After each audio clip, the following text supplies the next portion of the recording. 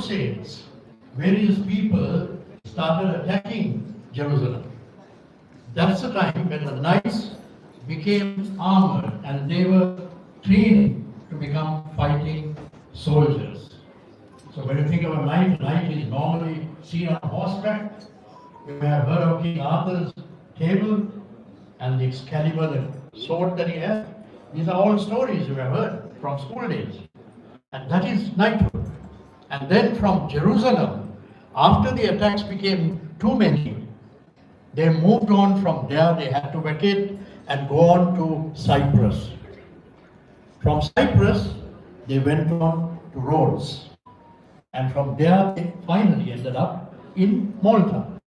Now that was the time when Napoleon was having his wars and his ships came and attacked Malta. And then the knights were completely removed from there and their assets and all were taken and there were a lot of fights. And the people who were ending up at that time, they ended up with Paul I of Russia, the leader of that time, giving them the coverage for knighthood. So they ended up in Russia under Paul I.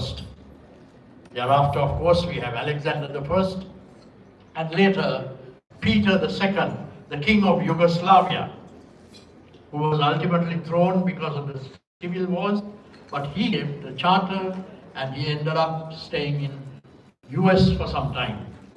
So that is the story of how the knights went round. Later, they came back to Malta. So if you look at the legitimacy of knighthood, the authority we have, that comes directly from the final charter that was signed by King Peter. And that is called the document that was Fons Honorum, that was signed as a king. And then our leader in Malta registered it in the Prime Minister's office in 1964. So it kept on moving, and that is the order that we talk about, Order of St. John of Jerusalem. So you will see from that order, there's one group that went under the Pope, that is the sovereign military order. There's another hospitaller groups.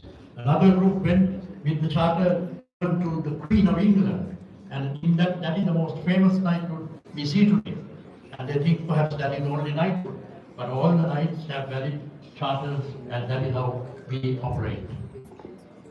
We have also got our Medicina. If you look at our Medicina side of it, Medicina is the largest body of integrative medicine today in the world. We have branches in over 100 countries, and we are huge in terms of the service we have done. We have treated over 2 million patients